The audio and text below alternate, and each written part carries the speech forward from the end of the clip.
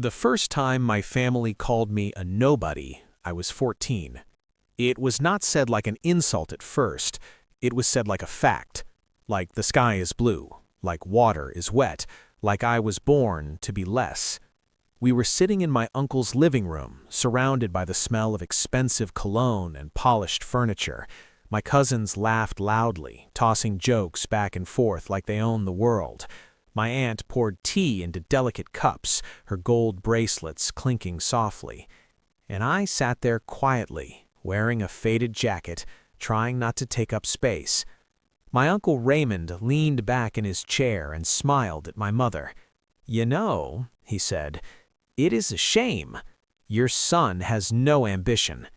My mother forced a nervous laugh. "He is still young," she said. Raymond's eyes moved to me. "He is young," he agreed, "but look at him. He has that small energy. He is not built for greatness." Small energy. Everyone laughed, not with cruelty, with comfort, because in this family, humiliation was entertainment. I looked down at my hands, fists clenched under the table. I wanted to disappear. I wanted to scream, but I did neither. I swallowed it, like I swallowed everything. From that day on, the word nobody followed me through life. At family dinners, my cousins joked that I would end up working in a warehouse. At birthdays, they asked if I needed money for a bus fare. At weddings, they introduced me like an afterthought. "This is Daniel. He is family. Not son, not nephew, not brother, just Daniel." And my mother, God bless her, never fought them. Not because she did not love me, because she was tired. My father died when I was 9. After that, she became a guest in my Uncle Raymond's world. He helped us, he paid some bills, he made sure we did not starve, and in return, he owned us. Owned me. I grew up hearing it again and again. "You owe your uncle. You should be grateful. Do not speak back. He can throw you out." So I became quiet. I worked harder than anyone saw. I studied at night, washed dishes during the day, carried boxes in grocery stores for cash. I took rejection like it was normal. I lived like the world expected me to fail. Then my grandfather died, and everything changed. Not because I loved him more than others, but because his death revealed what this family truly was, a battlefield disguised as tradition. Grandpa Elias was the only man in the family who treated me like a human. He would pat my head when I was young and whisper, "You are not small, you are just hidden." He lived in the old family estate outside the city, a property worth millions. Land, buildings, investments, everyone in the family wanted it. And when Grandpa died, everyone gathered at my Uncle Raymond's mansion like vultures circling. The will reading was scheduled on Monday, court-supervised, formal. Raymond acted like he already owned everything. My cousins spoke about which car they would buy. My aunt discussed renovations. No one looked at me, because in their minds, I did not exist. On Sunday night, the night before the will reading, Uncle Raymond approached me with a glass of whiskey in his hand. He smiled like he was being generous. "Daniel," he said, "tomorrow is going to be stressful. I suggest you do not embarrass yourself." I blinked. "What do you mean?" I asked. Raymond chuckled. "You know you are not mentioned," he said. "You are nothing in this family, just your mother's burden. Do not speak back acting like you matter." My chest tightened. My mother overheard. Her face turned pale. She whispered my name, warning me not to react. But something inside me stopped shrinking. I looked at Uncle Raymond calmly. "I will be there tomorrow," I said. "It is my grandfather, too." Raymond's smile turned sharp. "You can sit in the back and watch real family receive what is theirs." I nodded slowly. Then I walked away, because I had no idea what was coming. None of us did. But my grandfather did. And the next day, Inside a courtroom filled with arrogant laughter, a judge would read a name that would silence the entire family. My name. The courthouse smelled like old paper, cold air, and nervous perfume. When I walked in that morning, I felt every eye turn toward me for 1 second, then away again, like I was a mistake that did not deserve attention. My cousins were already there, dressed like they were attending a fashion show instead of a legal proceeding. Expensive suits, polished shoes, watches that screamed wealth.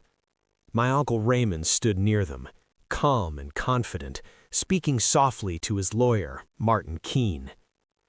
Martin Keene was one of the top estate attorneys in the city, the kind of man who charged more per hour than I earned in a month. His hair was perfectly combed, his briefcase looked heavier than my entire life, and his eyes were sharp in the way that made you feel guilty even when you had done nothing wrong. My mother squeezed my arm. "Please," she whispered, "do not cause trouble. We just sit quietly." I nodded, but inside my chest was tight, because I knew what they expected. They expected me to sit in the back. They expected me to watch. They expected me to swallow humiliation like always. I sat with my mother on the right side of the room, behind a few strangers. My family sat in the front row like they owned the judge. Then the courtroom door opened. A woman entered first, holding a folder. The court clerk. Then the judge stepped in. Judge Evelyn Hart was not tall, but she carried authority like armor. Gray hair pulled back tightly, eyes that looked like they had seen every kind of greed and never been impressed. Everyone stood. I stood too, heart pounding. When she sat, she scanned the room. Her gaze landed on Uncle Raymond and his attorney, then on my mother, then on me. Her eyes paused 1 extra second on my face. Not judgment, recognition. That small detail unsettled me. The clerk began to speak. "This is the matter of the estate of Elias Mercer," she announced. Elias Mercer. Hearing Grandpa's name in that serious official tone made my throat burn. He was not just a memory, he was now a file, a case. My Uncle Raymond's smile never moved.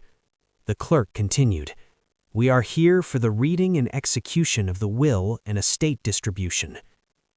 Raymond leaned back and crossed his legs like he was watching a movie he already knew the ending to. Then Martin Keene stood. "Your Honor," he said smoothly, "the family is prepared. We request expedited processing. The heirs are present." Judge Hart did not respond immediately.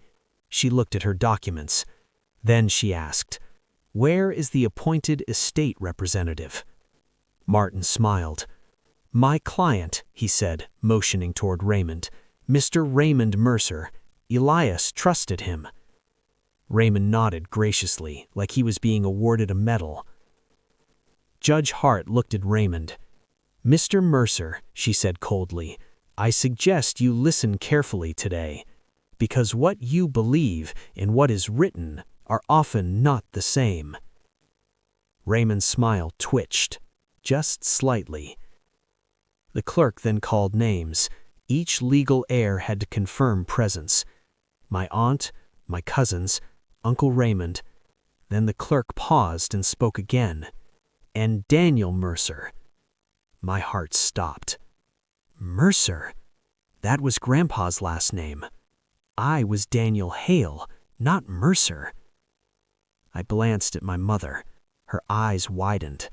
Uncle Raymond turned his head slowly, irritation flashing. Martin Keene frowned. "Your Honor," he said quickly, "there is no Daniel Mercer. This must be an error." Judge Hart's eyes narrowed. "It is not an error," she said. My throat went dry. The clerk looked around. "Daniel Mercer," she repeated. My mother's hand trembled on my arm. She whispered, Daniel, what is this? I swallowed hard. I do not know, I whispered back. Judge Hart looked at me directly. Stand, she ordered. My legs felt heavy, but I stood. The room went silent. My cousins stared like I had just walked onto the stage without permission. My Uncle Raymond's face tightened, his confidence fading into suspicion.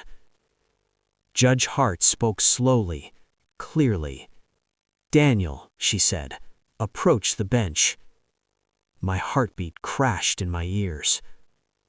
As I walked forward, I felt something I had never felt in this family. Power. Not money power. Truth power. Judge Hart lowered her voice. Do you have identification? She asked. I nodded quickly and handed my ID to the clerk.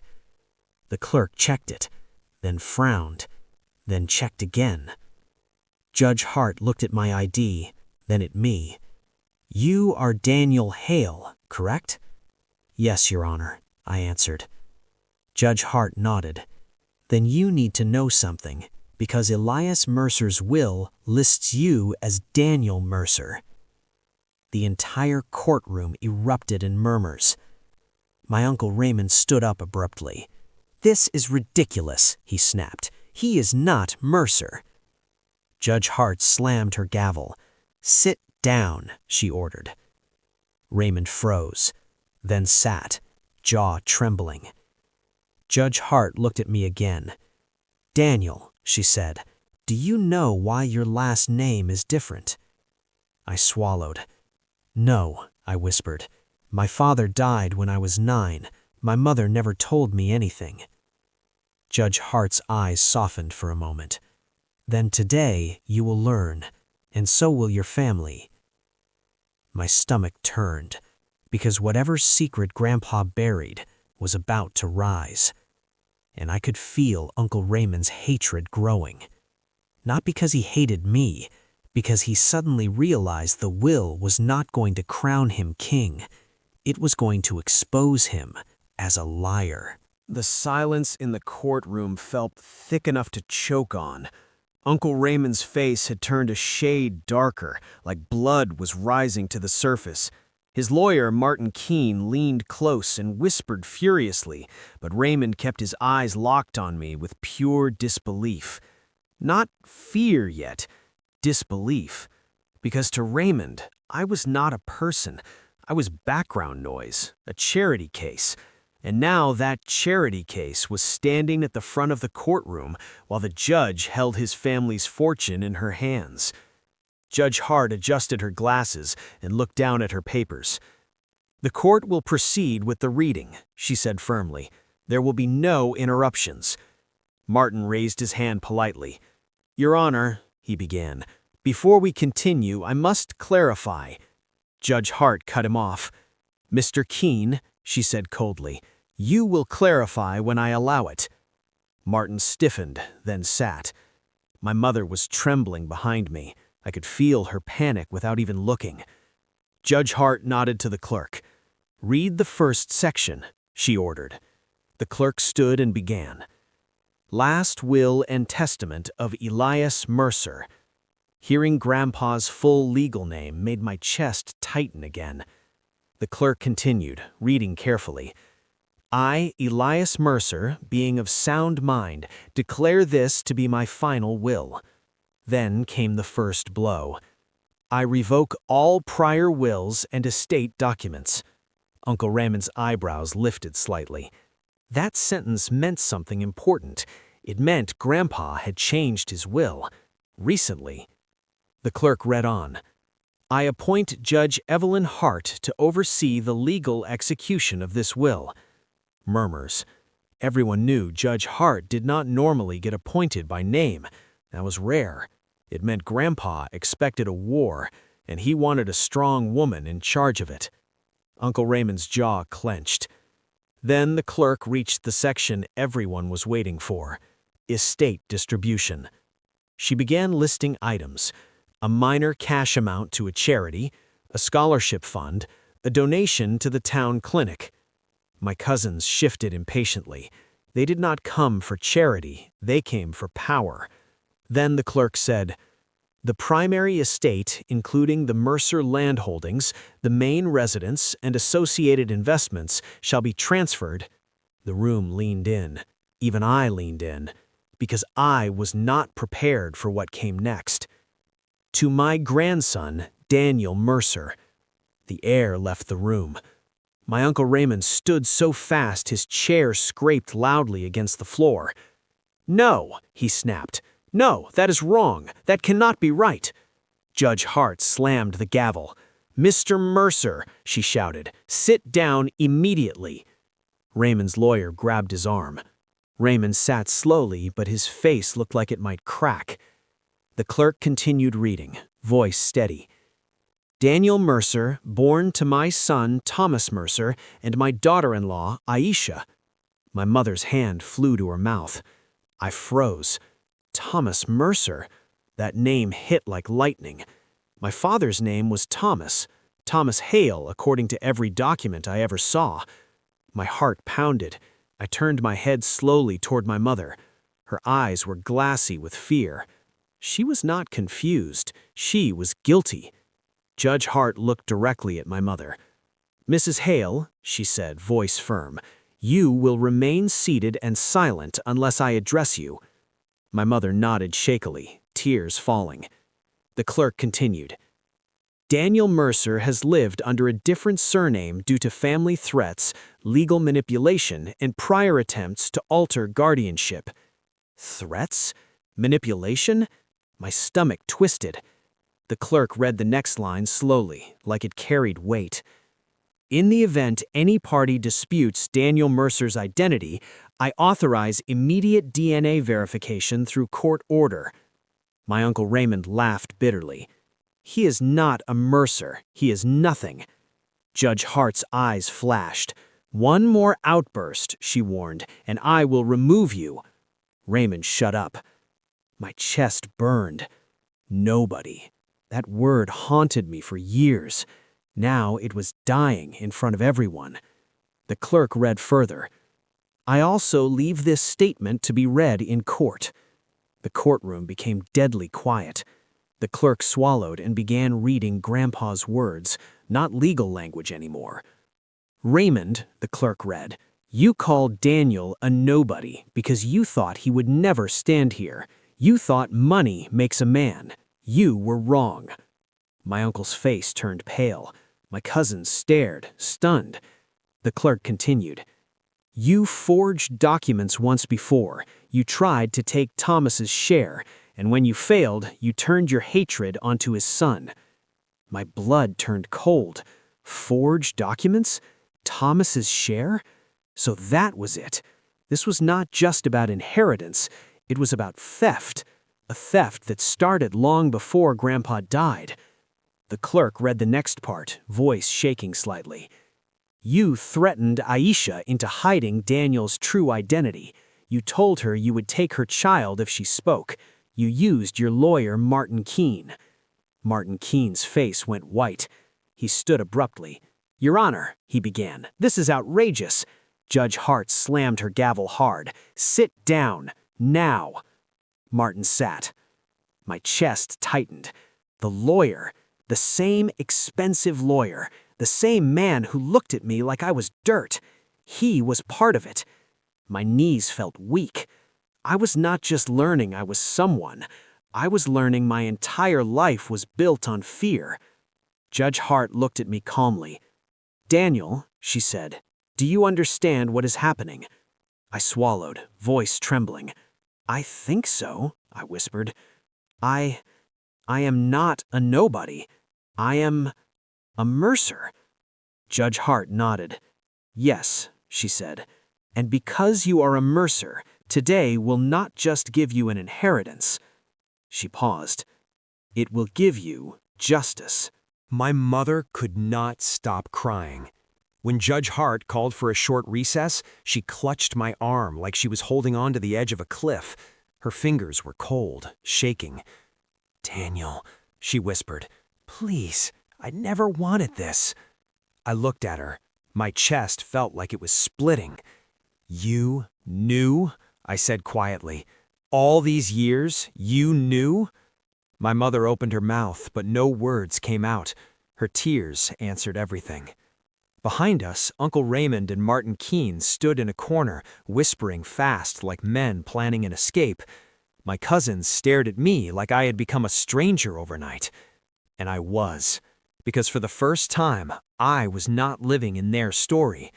I was living in Grandpa's. When court resumed, Judge Hart wasted no time. "DNA verification," she ordered. "This court will not allow this estate to be delayed by manufactured doubt." Manufactured doubt. She knew exactly what my uncle planned. He would claim I was fake. He would claim Grandpa was confused. He would claim everything was misunderstanding. That was how thieves survive. The clerk brought paperwork forward. A certified medical technician entered. A swab test. Fast, clean, official. My Uncle Raymond scoffed. "This is humiliating," he muttered. "This court is embarrassing our family." Judge Hart looked at him like he was nothing. "You embarrassed your family," she said. "Sit down." The technician collected my sample first, then turned toward Uncle Raymond. "Sir," the technician said, "we need a reference sample from an immediate blood relative." Raymond's eyes narrowed. "You want my DNA?" he snapped. Judge Hart's voice was sharp. "Yes," she said, "or you can refuse and I will consider it obstructing the execution of the will." Raymond hesitated. Then he leaned toward Martin Keene. Martin whispered urgently. Raymond clenched his jaw. Finally, he stood and allowed the swab, face twisted in disgust like the technician was insulting him. I watched carefully. Raymond's hand shook, not with anger, with fear. Because if I was truly Thomas's son, then Grandpa's words about forgery were not just drama, they were evidence. The test was sent for immediate processing with expedited court authorization. While we waited, Judge Hart continued the reading.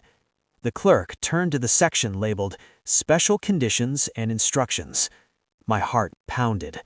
The clerk read, "Daniel Mercer shall assume full ownership of Mercer Holdings, including controlling shares of Mercer Development Group and Mercer Logistics." The room exploded in murmurs. Mercer Holdings was the family engine. It was not just property, it was wealth generation, contracts, real estate, operations. It was power. My cousins turned pale. They never imagined I would control their lives. Uncle Raymond whispered, "No, no, no." Judge Hart slammed the gavel again. "Control yourself," she warned. Then the clerk read the next line. "In the event Raymond Mercer contests this will, a full forensic audit of the last 15 years of estate transfers and company records shall be triggered automatically." Forensic audit.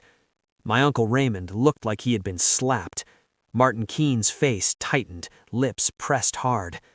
Judge Hart leaned forward slightly. "That clause," she said calmly, "is why I was appointed. Elias Mercer anticipated you would contest." Raymond's voice cracked with rage. "He was paranoid," he shouted. "He was manipulated by—" Judge Hart stood. The entire room stood with her authority, even if they didn't mean to. Judge Hart pointed at Raymond. "You will not blame anyone else," she said. "You will not insult the deceased to hide your fear.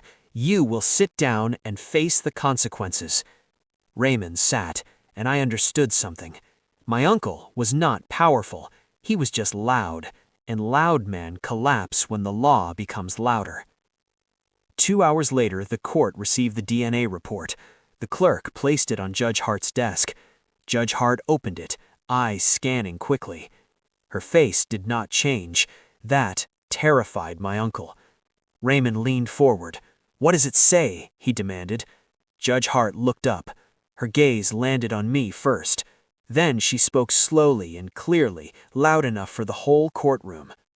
"The DNA verification confirms," she said, "that Daniel Hale is the biological son of Thomas Mercer."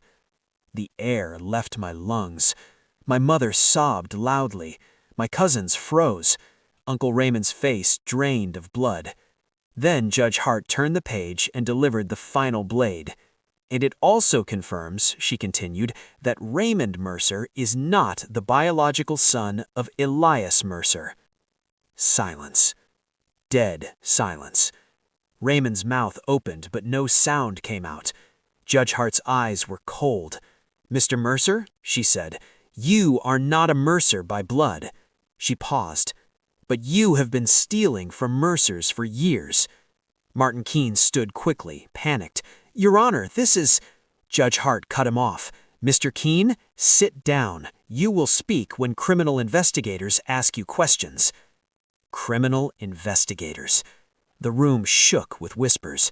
My Uncle Raymond, the man who treated me like a nobody, sat trembling like an exposed fraud. And suddenly, I realized the story was bigger than inheritance. This was about identity, truth, and the collapse of a king who was never a king, not even by blood. Raymond's world collapsed in silence first. Then it collapsed in sound. Because the moment Judge Hart said he was not Elias Mercer's biological son, my aunt screamed like someone stabbed her. My cousins began talking at once, arguing, crying, denying. Martin Keene turned pale as paper and grabbed his briefcase like he was preparing to run. Raymond stayed seated. His hands gripped the edge of the table so hard his knuckles turned white. His mouth moved, but no words came out. It was like his brain could not accept reality. That was the first time I ever saw him powerless. Judge Hart raised a hand. "Enough," she said. "This court is not your living room." Then she looked directly at Raymond. "Raymond," she said calmly, "your name on paper does not make you a son. Your intimidation does not make you a man, and your money does not make you untouchable." Raymond's face twisted. "This is a setup," he spat. "He tricked us. He hated me." Judge Hart's gaze stayed steady. "Elias Mercer did not hate you," she said. "He feared what you would do, and he was right." The court clerk announced, "Due to the findings and the will's conditions, a forensic audit is now triggered." Triggered. That word was a guillotine. Martin Keene snapped, "This is insane." He turned toward Raymond, voice urgent. "We must object immediately." Raymond shook his head slowly, as if refusing to accept the ground beneath his feet. "No," he whispered. "No audit. No investigation." Judge Hart leaned forward. "You do not get to choose," she said. "This is law." Then she turned her gaze toward me. "Daniel Mercer," she said. The name felt heavy, like a new skin. "Yes, Your Honor," I answered. Judge Hart nodded. "As of this moment," she said, "the estate is transferred to you in legal principle. Final paperwork will follow, but the assets are frozen from Raymond's influence immediately." Frozen. I inhaled sharply. My cousins stared at me as if I just became a monster in their nightmare. My aunt pointed at me. "You stole this," she cried. "You are not family." Judge Hart slammed the gavel. "Sit down," she ordered. "You are in court." My mother stood suddenly, shaking. She looked at the family who treated her like property for years. "I did not steal anything," she said through tears. "I protected my son because you threatened to take him from me." Raymond's eyes snapped toward her. "You ungrateful woman," he hissed. "I fed you." My mother's face tightened, voice rising. "You did not feed us," she shouted. "You starved us with shame." The room froze, because my mother never shouted, not once in her life. Raymond's face twisted with rage. Martin Keene leaned close, whispering in Raymond's ear again. Raymond stared at me with hatred so pure it felt physical. Then he stood slowly. He walked toward me. The bailiff stepped forward, but Judge Hart raised a hand. "Let him speak," she said coldly, "but one wrong move and he will be restrained." Raymond stopped 2 feet from me. For the first time, his voice was not smooth. It was shaking. "You think you are someone now?" he whispered. "You think money makes you powerful?" I stared back, calm. "No," I said, "but truth does." Raymond's eyes widened. Then his face shifted into something uglier, fear, because he knew what truth does next. Truth pulls everything out. Truth makes thieves naked. Raymond leaned closer, voice venomous. "You will regret this," he hissed. "You do not know what I did to keep this family alive." I answered quietly. "You did not keep it alive," I said. "You kept it trapped." Raymond's jaw tightened. Then he turned away suddenly, back to his table.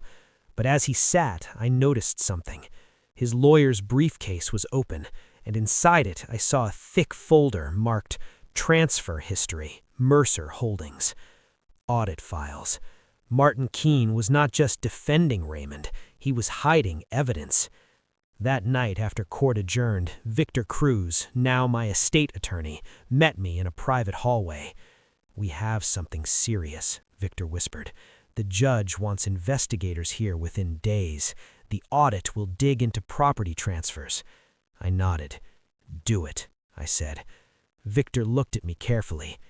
"Daniel," he said, "your grandfather's will is not just giving you assets, it is giving you a weapon. He wrote it like a trap for Raymond." I swallowed. "A trap?" I asked. Victor nodded. "And now the trap is closing. But Raymond will not go down quietly. Men like him never do." As I left the courthouse, my mother walked beside me, eyes red. "I'm sorry," she whispered. "I thought hiding it would protect you." I looked at her. "You did protect me," I said. "But now, we end it." We drove home in silence, but before midnight, my phone buzzed with an unknown number. A message. "You are not safe. You took what was mine. I will take what you love." My blood turned ice. Raymond was not done. He couldn't steal the estate anymore, so he would try to steal my peace.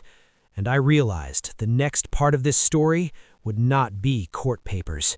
It would be survival. The threat message stayed in my mind like a splinter. Not because I believed Raymond was brave enough to hurt me directly, but because men like Raymond do not fight with fists. They fight with systems, with connections, with paperwork, with rumors, with traps. And now, with nothing to lose, Raymond was more dangerous than ever. Victor Cruz met me the next morning in my new office. Not a fancy office yet, just a temporary suite Judge Hart approved for estate management. Victor spread documents across the table like a battlefield map. "Daniel," he said, "the audit is going to explode. Raymond moved money for years. He transferred assets. He forged signatures. And Martin Keene helped him." I clenched my jaw. "How deep?" I asked. Victor's eyes were sharp. "Deep enough to ruin multiple people," he said, "and deep enough to make them retaliate." Retaliate. That was what I feared. Because I did not just take money, I took Raymond's mask. I took his identity. I took his power. I took his control. I went home that night and found my mother sitting in the kitchen with the lights off. Her hands were folded like she was praying. Her eyes looked haunted.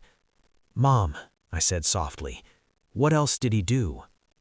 My mother flinched at the question. Then she whispered, "He tried to take you." The words hit my chest like a hammer. "What?" I asked. My mother swallowed hard. "When you were 10, she said, Raymond told me he would file for guardianship. He said I was unstable. He said he had lawyers ready. He said he would raise you as his own and send me away." My hands shook. "Why?" I demanded. My mother's voice broke. "Because you were Thomas's son," she whispered, "and he hated Thomas. He hated what your father represented." I sat down slowly. My throat burned. "So that is why you stayed quiet," I said, "why you let them humiliate me." My mother nodded, tears falling again. I did not want them to take you, she whispered. I chose shame so I could keep you. My anger softened, because suddenly my mother's silence was not weakness, it was sacrifice. But sacrifice had cost me years of believing I was nothing. Now I would pay that back with justice. 2 days later, criminal investigators came to the courthouse. Judge Hart was not playing. She subpoenaed records, bank transfers, property deeds, company documents. Raymond arrived with a new lawyer, not Martin Keene. Martin had stepped down suddenly due to health reasons. Lies.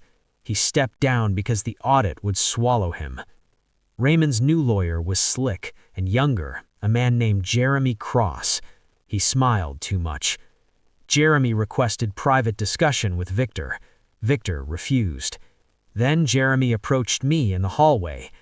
"Daniel," he said smoothly, "we can settle this quietly. Raymond is willing to offer you money." I stared at him. "How much?" I asked. Jeremy smiled like he expected greed. "2 million, a clean settlement. You walk away. The family avoids scandal."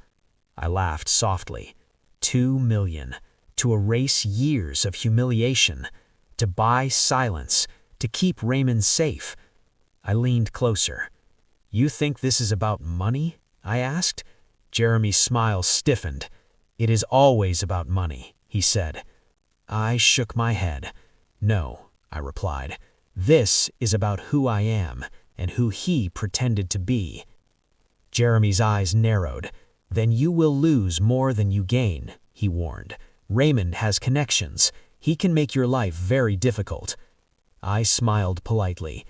"Then he should have thought of that before calling me nobody," I said. Jeremy's smile disappeared. That afternoon, investigators interviewed my mother. I sat outside the room listening through the wall, hearing her voice tremble as she told them everything. The threats, the guardianship attempt, the humiliation, the forced silence. When she finished, she came out looking exhausted, but lighter, like she finally dropped a stone she carried for years. Raymond watched from across the hallway. His eyes looked murderous. When he passed me, he whispered one sentence: "You do not know what I buried, and if you dig, you will drown." I stood there, breathing slowly. He was not warning me. He was admitting something. Bury. My stomach twisted. What else was buried? Victor approached me quietly. "We found unusual estate transfers, including one property that disappeared from records entirely. It was registered under a fake entity." My heart pounded. "What property?" I asked. Victor hesitated, then whispered, "A small rural house outside the city. Your grandfather owned it, but it was transferred quietly 10 years ago." A rural house. Hidden. Transferred. Why? Victor lowered his voice. "We suspect Raymond used it as a storage place, for documents, for cash. Maybe worse." My chest tightened. "Then we go there," I said. Victor nodded slowly. "We need a court order, and police." Police again. I realized the pattern. Every time Raymond touched something, law enforcement had to clean it. The next morning, Judge Hart approved the search order, and as I held the paper in my hands, I felt Grandpa's plan again. He didn't just leave me inheritance, he left me a path to expose everything, and I was about to follow it. Because if Raymond had buried something, I was going to dig it up. The rural house sat at the edge of the county line, hidden behind dead trees and tall grass like it was trying to disappear from the world. 2 police cars rolled in first, then Victor's car, then mine. The sky was gray and heavy, like it did not want to witness what we were about to uncover. Detective Olivia Kane stepped out of her car, her boots crunching gravel. She was younger than I expected, but her eyes were sharp like steel. She held the search warrant folder and spoke to her team quietly. "This property is registered under a fake entity," she said. "We treat this like organized fraud. Stay alert." I swallowed. Fraud was one thing. Organized fraud meant Raymond was not just a greedy uncle, he was a criminal. The front door of the rural house was locked, but not strong. The detective used a tool and it snapped open too easily. That told me someone wanted access. Inside, the smell hit first. Mold, old paper, dust. But underneath that, something else. Metal. The smell of metal and cold air. Detective Kane motioned us to stay behind as officers entered room by room. The house was empty of furniture. No couch, no bed, no family photos. Just bare walls and secrets. In the living room, a table sat in the center like an altar. On the table were boxes, sealed, labeled. One officer lifted a box carefully. "Financial documents," he said. Another opened a drawer in the kitchen and found stacks of passports. Not family passports. Different names, different photos. Fake identities. My stomach turned. Victor whispered, "This is bigger than estate theft." Detective Kane looked at me sharply. "Daniel," she said, "did your uncle travel often?" I shook my head. "No," I said. "He was always here, always controlling the family." Kane nodded slowly. "Then these are not for travel," she said. "They are for hiding." Officers moved toward the basement door. It was locked with a heavy padlock. Detective Kane held up the warrant. "Open it," she ordered. A bolt cutter snapped it. When the basement door opened, cold air rushed out like breath from a grave. The stairs creaked under the officer's weight. We followed slowly. The basement lights did not work. Officers used flashlights. The beam revealed stacks of sealed containers, metal boxes, plastic tubs, and one large safe bolted into the concrete wall. Victor's face went pale. "God," he whispered.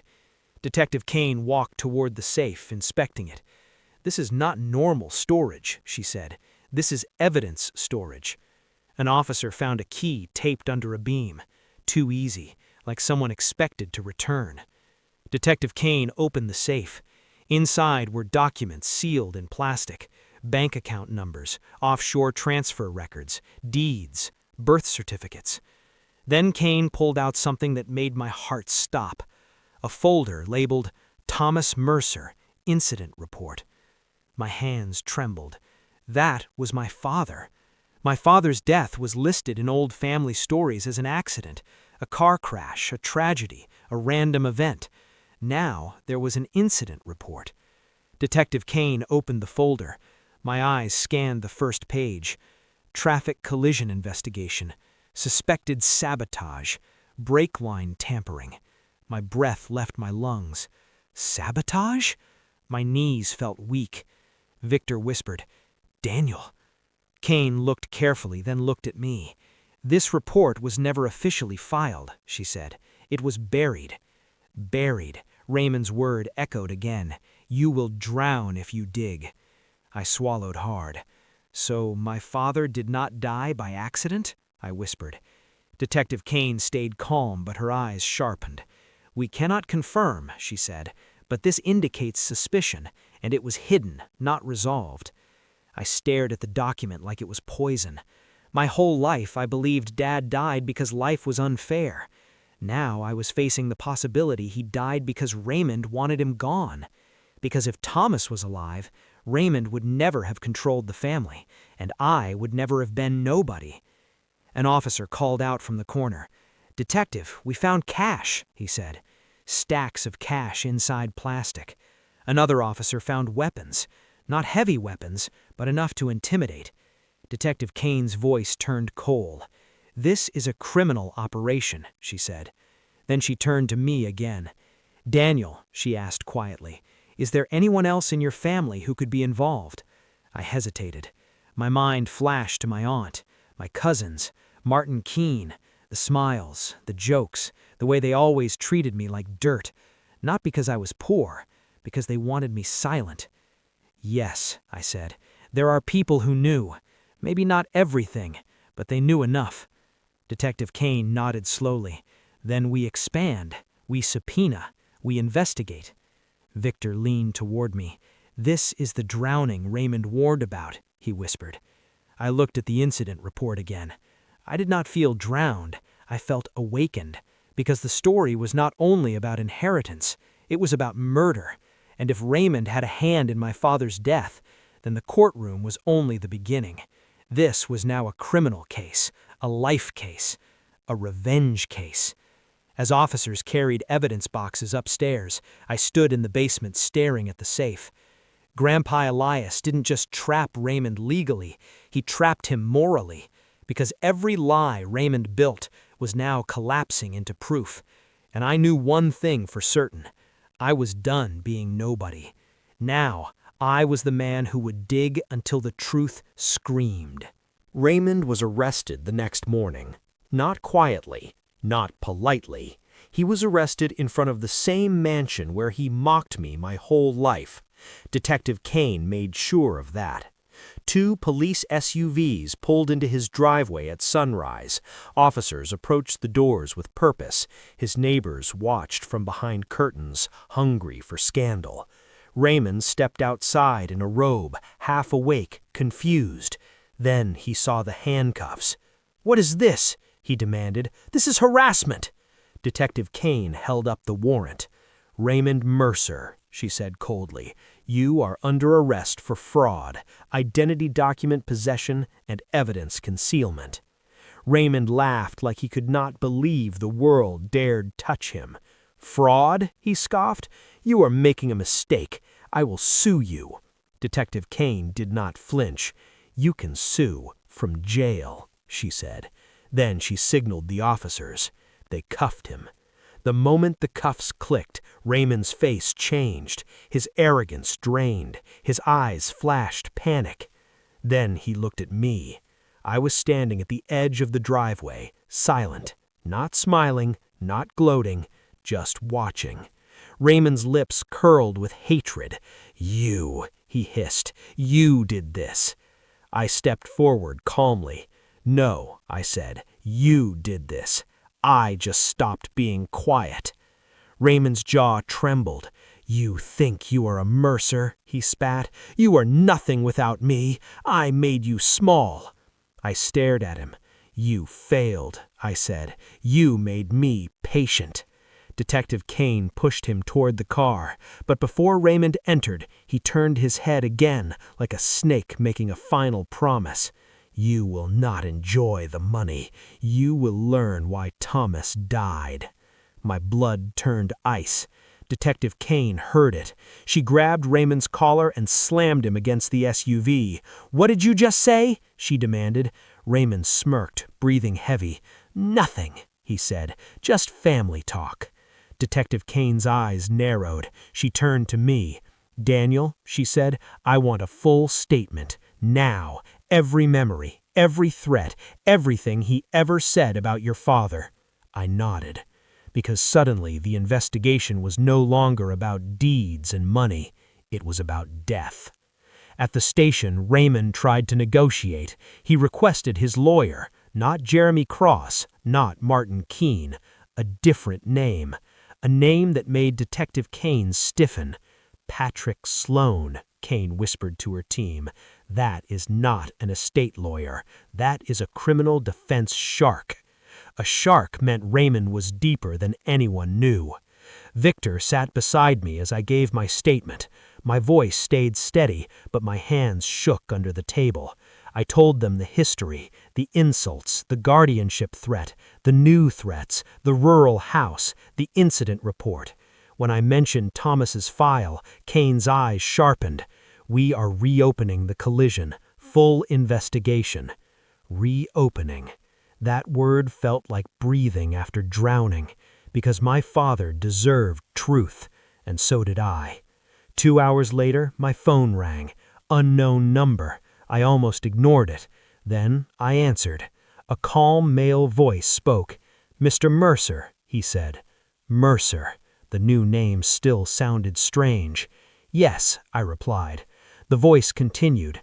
"I do not know you, but I knew your father, Thomas Mercer." My heart stopped. "Who is this?" I demanded. The voice stayed calm. "I am calling because Raymond's arrest caused panic," he said. "Things are moving. Evidence is shifting. People are destroying files." I clenched my jaw. Say your name, I said. He paused. Not over the phone, he replied, but I can meet you, tonight. I swallowed. Why should I trust you? I asked. The voice answered with one sentence that made my blood go cold. Because I was in the car behind your father the night his brakes failed. My entire body froze. Then the call ended. Victor stared at me. What happened? He asked. I could not speak for a second. Then I whispered, someone just claimed he witnessed my father's death. Victor's face went pale. That changes everything, he murmured. Detective Kane leaned in. Daniel, she said, I want a full statement. Now. Everything he said. The unknown number. I told her. She listened carefully, then nodded. We will set up a controlled meet. If he's real, he becomes a witness. If he's bait, he becomes evidence. That night, as police prepared a sting operation, I stood outside the station, breathing cold air, watching the city lights. Whole my life I begged for respect from family who treated me like dirt. Now the law respected me. Now the judge spoke my name. Now detectives listened. Now criminals feared me. And I realized something. Grandpa Elias didn't just give me wealth. He gave me a purpose, to expose the truth, to honor my father, to break the chain. Raymond tried to erase me. Instead, he created the man who would destroy him, and the final secret of Thomas's death was about to surface. The meeting took place in a parking garage downtown, the kind of place where shadows feel alive. Detective Kane did not let me go alone. 2 unmarked cars parked at different angles. Officers in plain clothes watched from behind pillars. A hidden mic clipped under my collar. Another one taped under the steering wheel. Victor sat in the passenger seat, tense, eyes scanning everything. You sure about this? He whispered. No, I said honestly, but we need truth. At exactly 9:17 p.m., a black sedan rolled into the garage slowly, like it was hunting a spot to hide in. It parked 2 rows away. A man stepped out. Mid-40s, average height, gray jacket, hands in his pockets, face tired like life had chewed him up. He looked around first, then approached my car calmly. I stepped out. He stopped about 6 feet away. Daniel Mercer, he said quietly. You look like him. My stomach tightened. Like who? I asked. Thomas, he answered. Your father. The words hit my throat. I forced myself to stay calm. You said you were behind him, I said. You said you saw his brakes fail. Who are you? Frank swallowed. My name is Frank Dyer, he said. I was a tow truck driver back then, and I was paid to arrive first. Paid. That word made my blood freeze. I stared at him. Paid by who? I demanded. Frank looked away, shame flickering on his face. Raymond, he whispered. He paid me to disappear evidence. My hands shook. Victor cursed under his breath. Frank lifted his eyes again. I did not touch the brakes, he said quickly. I did not cause it, but I saw it. I saw the brake line cut. Cut. Not snapped, not worn. Cut. Frank continued, voice trembling. I arrived behind your father's car on that old highway. His brake lights flashed. Then nothing. The car slammed into the barrier like it had no choice. My throat burned. And after? I asked. Frank swallowed hard. After the crash, he said, Raymond's men arrived. Not police, not medics. Men in suits. My chest tightened. Raymond had men? I asked. Frank nodded. They grabbed the front hood area, he said. They removed pieces. They wiped the brake fluid. They replaced sections. Victor's voice was tight. That is evidence tampering, he said. Frank nodded again. I was paid to tow the car to a specific garage, he said. A private garage. Then the official report was rewritten. They made it look like a mechanical failure. I felt dizzy. The world tilted. My father did not die in an accident. He died in a planned erasure. I clenched my jaw so hard it hurt. Why are you telling me now? I asked. Frank's eyes watered. Because I have a son, he whispered, and I cannot keep carrying this. Because I have nightmares, and because Raymond is finally falling. He stepped closer and held out a small flash drive. This contains photos, he said, old photos I kept, and an audio recording, a conversation between Raymond and the mechanic he bribed. My heart pounded. You recorded him? I asked. Frank nodded. I did not plan to, he said, but I was scared. I wanted insurance. Insurance. Just like me. Just like Grandpa. Frank was not a hero. He was a survivor, and survivors leave proof. I took the flash drive carefully. My hands trembled. Frank looked at me with a broken face. Your father tried to protect you, he whispered. He was not weak. He fought Raymond. Raymond could not control him, so Raymond removed him. I swallowed hard. In my ear, the mic buzzed faintly. Detective Kane's voice whispered through the hidden earpiece. Daniel, keep him talking, she said. We are recording. I forced my voice steady. Who else knows? I asked Frank. Frank hesitated. Then he said a name that made Victor stiffen. Martin Keene. My blood turned ice. The lawyer? I asked. Frank nodded. He helped hide it, he whispered. He wrote documents. He pressured your mother to stay quiet. He made the accident official. My stomach twisted. Martin was not just a greedy estate lawyer. He was part of the murder cover-up. Frank leaned forward. There's more, he whispered. Raymond has another file, not in the rural house, another place. Detective Kane's voice came quick. Ask where, she whispered. I stared at Frank. Where? I asked. Frank swallowed. In Raymond's private vault, he said.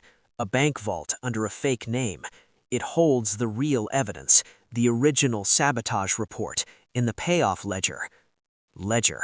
Proof. The final nail. I clenched my fists. Do you have the vault info? I asked. Frank nodded. He pulled a folded paper from his pocket. Vault code, bank name, fake identity. I took it. Frank backed away. That is all I can give, he whispered. I'm done. Before I could reply, he turned and walked quickly back to his car. He drove away, and as his taillights disappeared, officers stepped from the shadows and approached me.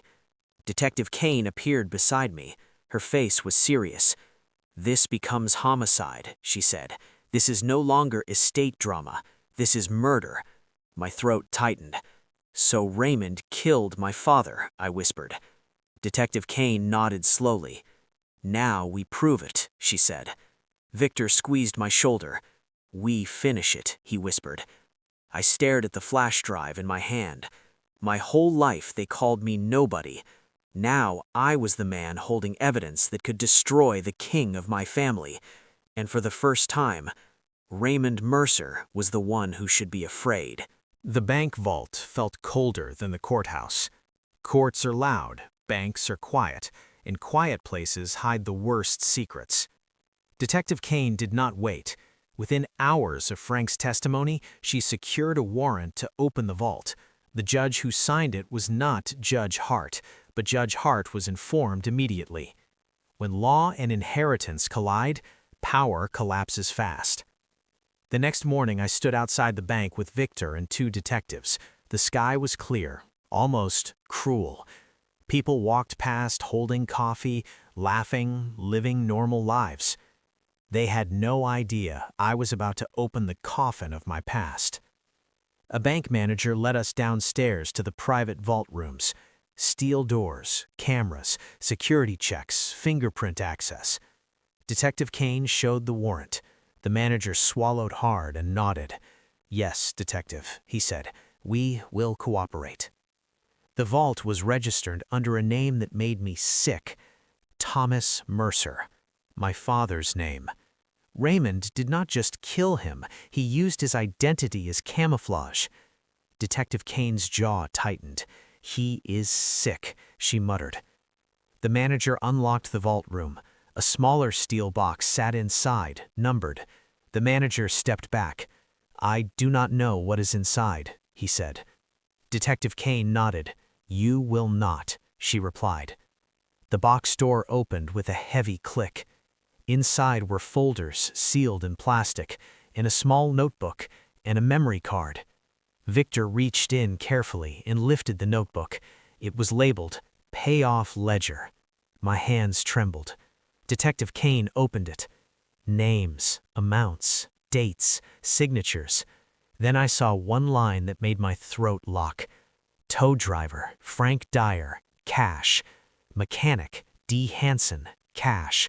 Attorney, M. Keene, fee. Attorney, Martin Keene. The cover-up had a price.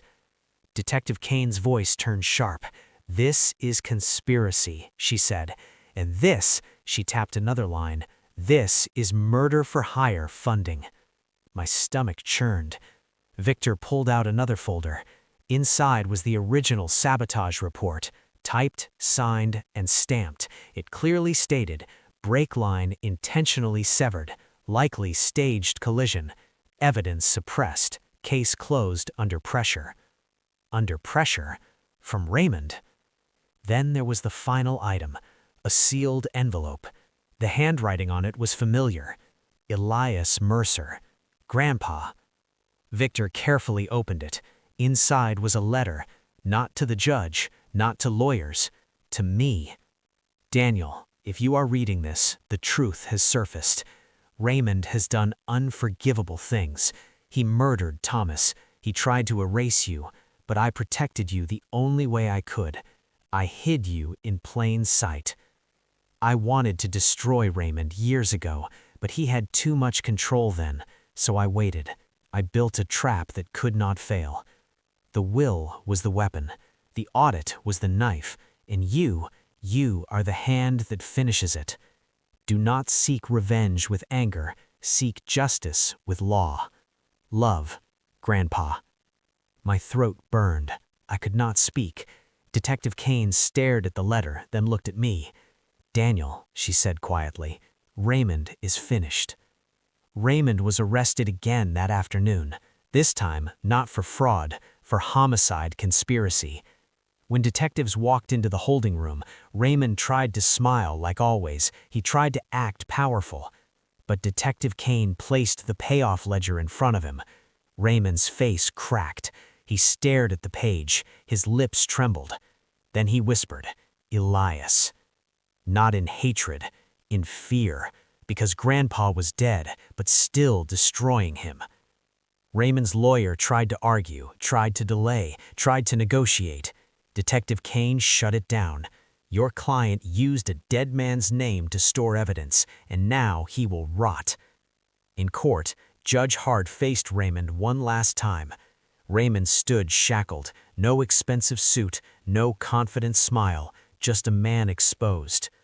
Judge Hart read the charges. Then she looked at me and spoke loud enough for the whole court. "Daniel Mercer," she said, "you were called a nobody because they believed you would never rise. But truth has weight, and today it crushes lies." Raymond turned to me, eyes wet with rage and defeat. "You ruined me," he hissed. I stepped closer and spoke quietly. "You ruined yourself," I said. "I just stopped being silent." Raymond was sentenced months later. Fraud, forgery, identity abuse, evidence concealment, conspiracy to commit murder. Decades. He left the courtroom screaming, not powerful, not feared, just broken. After everything ended, I returned to the Mercer estate. Not Raymond's mansion. The real family estate Grandpa loved. I walked into the main house and stood in the hallway where my grandfather once told me, "You are not small, you are just hidden." Now I understood. I was never nobody. I was a Mercer, and the judge read my name because my grandfather wrote it in law. The family who mocked me learned the final truth. A nobody with truth can destroy a kingdom built on lies.